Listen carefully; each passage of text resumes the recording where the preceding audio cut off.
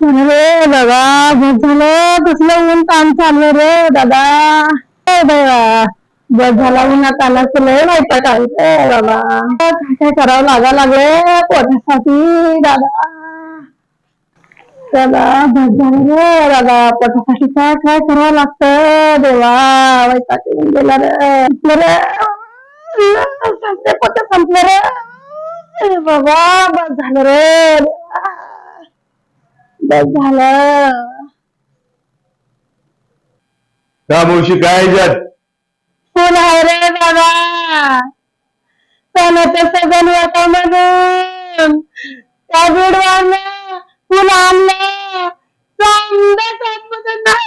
निघलं रे देवा. काय सांगू तुला, पैसा बी गेला, सगळं बी गेला, समजाच गेला रे. मग काय मला आता काय करू मी. ए बाबा, हे सातपुतेला पहिला पाठवून द्या रे बीडला. बीडला पाठवायचा का संध्वाना? हो सर. हे सातपोतीचं का भानगड आहे बघा. हे पार्सल बीडला पाठवून टाका.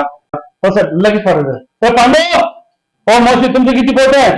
7 पोते परत बीडला पाठवायचं रे दादा. हा लगेच पाठवतो घेता.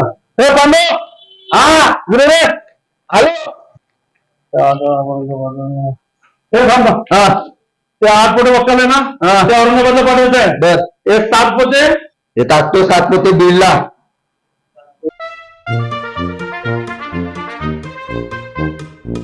Hello friends, welcome to 7 news 24। 7 news 24 से मैं हूँ रेखा।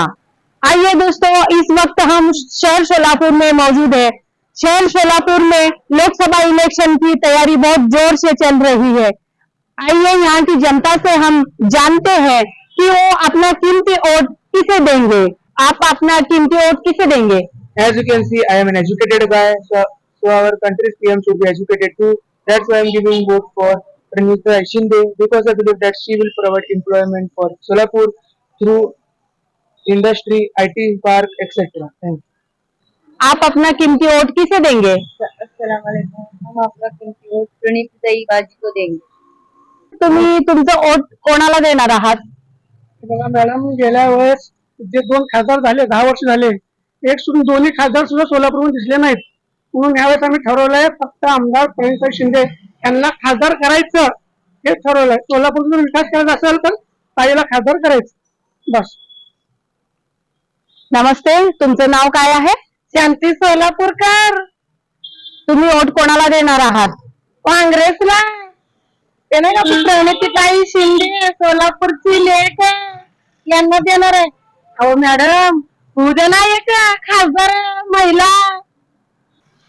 शहर सोलापुर के सर्वे के बाद हमें पता चलता है कि यहाँ के जनता के दिलों और जुबान पे एक ही नाम आता है, वो है प्रणिताई शिंदे, प्रणिताई शिंदे, प्रणिताई शिंदे।